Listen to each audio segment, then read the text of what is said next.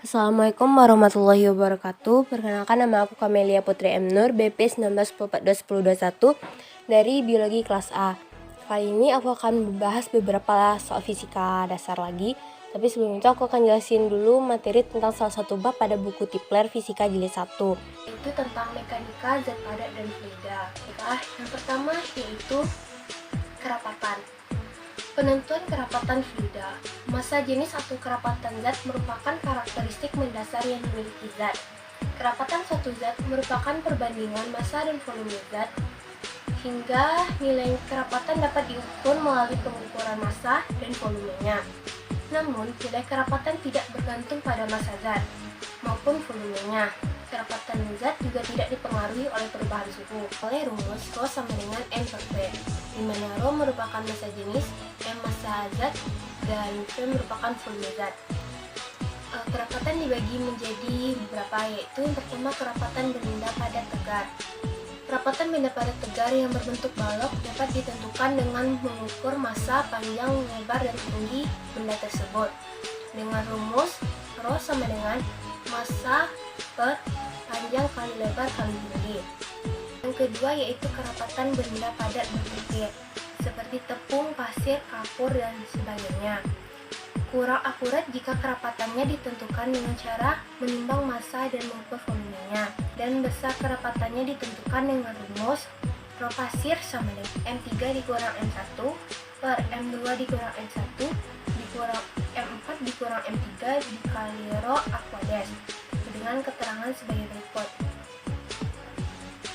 Kemudian yang ketiga itu kerapatan zat cair atau fluida. Cara yang paling mudah menentukan kerapatan zat cair adalah dengan menggunakan massa dan volume dalam gelas ukur. Prinsip dasar yang digunakan pada neraca mol adalah hukum Archimedes dan cara keseimbangan Newton, sehingga diperoleh persamaan sigma momen gaya sama dengan 0, hingga nilai kerapatan fluida dapat ditentukan melalui rumus Rho sama dengan sigma M1 kali L1 per 10 dikali V. Nah, M merupakan massa, L merupakan lengan, dan V merupakan volume. Kemudian Rho adalah massa jenis zat cair. Contoh soalnya yaitu sebuah bata timah hitam berukuran 5 cm dikali 10 cm dikali 20 cm. Berapakah beratnya? Untuk mencarinya, kita cari dulu volumenya dengan cara 5 cm dikali 10 cm dikali 20 cm. Dapatlah 1000 cm kubik. Kemudian dijadikan ke meter kubik menjadi 10 pangkat min 3 meter kubik. Kemudian pada buku Tipler diketahui bahwa kerapatan timah yaitu 11,3 dikali 10 kg per meter kubik. Maka untuk mencari massa sama dengan Rho kali V sama dengan 11,3 kali 10 pangkat 3 dikali 10 pangkat min 3 sama dengan 11,3 kg. Jadi untuk mencari ibaratnya yaitu W sama dengan massa kali gravitasi, dengan massa yaitu 11,3 kg dikali gravitasi 9,81 Newton per kg, sehingga W sama dengan 111 Newton. Yang kedua yaitu tegangan dan tegangan. Tegangan didefinisikan sebagai gaya persatuan luas penampang benda tersebut, ditulis sebagai berikut. Sigma atau tegangan sama dengan V per A, di mana V merupakan gaya, A luas penampang, dan sigma yaitu tegangan. Kawat dengan penampang kecil mengalami tegangan yang lebih besar dibandingkan kawat dengan penampang yang lebih besar. Kemudian regangan. Regangan didefinisikan sebagai perbandingan antara penampang panjang benda delta X terhadap panjang mula-mula X. Regangan dirumuskan sebagai berikut. Regangan sama dengan delta X per X, di mana delta X merupakan pertambahan panjang dan X merupakan panjang mula-mula. Pada grafik ini terdapat hubungan antara regangan dan tegangan, di mana pada suhu X merupakan regangan dan suhu Y merupakan tegangan. Di situ ada titik A yang merupakan batas kesebandingan, titik B yaitu batas elastisitas, dan titik C merupakan titik patah. Jika tegangan yang diberikan beban lebih besar, maka akan terjadi patah seperti pada titik C. Rasio tegangan terhadap regangan dalam daerah linear grafik adalah konstanta yang disebut modulus Young, modulus elastis. Selama gaya F yang bekerja pada suatu benda elastis tidak melampaui batas elastisitasnya, maka perbandingan antara tegangan dan legangan adalah konstan. Bilangan konstan tersebut dinamakan modulus elastis atau modulus Young, dilambangkan dengan huruf E besar. Jadi, modulus Young merupakan perbandingan antara tegangan dan legangan yang dialami suatu benda, sehingga memperoleh rumus yaitu E besar sama dengan tegangan per legangan. Dimana rumus tegangan yaitu F per A dan rumus legangan yaitu delta X per X. Sehingga untuk mencari modulus Young dapatkan rumus F dikali X per del A kali delta X. Nilai modulus Young pada beberapa jenis bahan ditunjukkan pada tabel berikut. Contoh soal yaitu otot bisek seseorang mempunyai luas penampang maksimum yaitu 12 cm² sama dengan 1,2 kali 10 pangkat min 3 meter kuadrat. Apakah tegangan otot ketika memberikan gaya 30 Newton? Jawabannya yaitu tegangan sama dengan V per A, berarti 300 Newton bagi 1,2 kali 10 pangkat min 3, sehingga diperoleh tegangan 2,5 kali 10 Newton per meter kuadrat. Yang ketiga yaitu fluida bergerak dan persamaan Bernoulli. Fluida dinamis atau disebut juga fluida bergerak.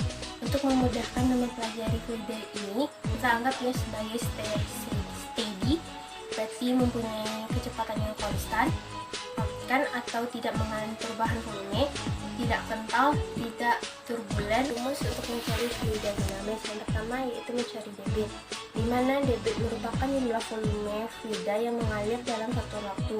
Jadi rumus Q sama dengan V per T atau Q sama dengan A dikali V, di mana Q merupakan debit, V merupakan volume, dan T merupakan waktu, A luas penampang, dan V besar merupakan kecepatan aliran. Yang kedua yaitu teorema Torricelli. Teorema Torricelli adalah sebuah fenomena air menyembur keluar dari sebuah lubang tangki air.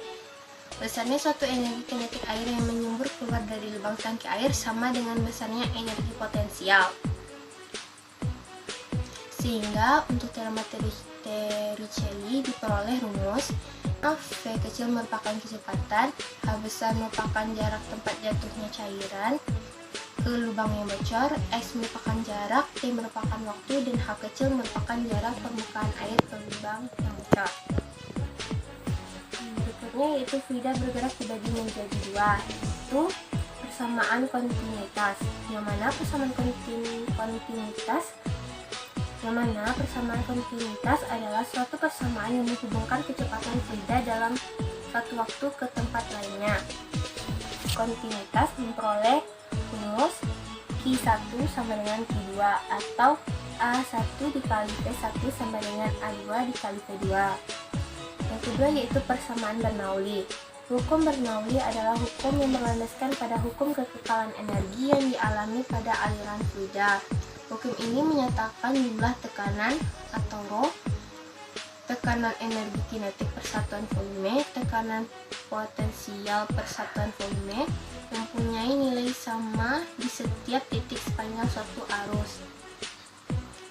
Dapat dilihat pada gambar, yaitu terdapat P1, A1, H1, V1, P2, A2, H2, dan V2. Sehingga pada persamaan Bernoulli diperoleh persamaan yaitu P tambah setengah Rho kali V kuadrat tambah Rho kali G kali H sama dengan konstan. Rumus kedua yaitu P1 tambah setengah Rho kali V1 kuadrat tambah Rho GH1 sama dengan P2 tambah setengah Rho V2 kuadrat tambah Rho GH2. Keterangan yaitu P merupakan tekanan, Rho merupakan massa jenis, dan G merupakan gravitasi. Pada sebab ini saya akan menjelaskan dua soal dari buku Tipler Fisika Jilid 1, yaitu yang pertama soal nomor 29. Darah mengalir dalam pembuluh darah berjari-jari 9 mm pada 30 cm per sekon. Tentukan A. Hitunglah aliran volume dalam liter per menit. B. Walaupun luas penampang kapiler jauh lebih kecil dari luas penampang pembuluh darah, ada banyak pembuluh kapiler, sehingga luas penampang total jauh lebih besar. Jika semua pembuluh darah mengalir ke dalam pembuluh kapiler dan kelajuan aliran lewat pembuluh kapiler adalah 1,0 mm per sekon, hitunglah luas penampang total pembuluh darah kapiler tersebut. Maka jawabannya yaitu diketahui pada soal tadi R sama dengan 9 mm, menjadi 9 kali 10 pangkat min 3 meter. Sedangkan V-nya yaitu 30 cm per sekon, maka menjadi 30 kali 10 min 2 meter per sekon.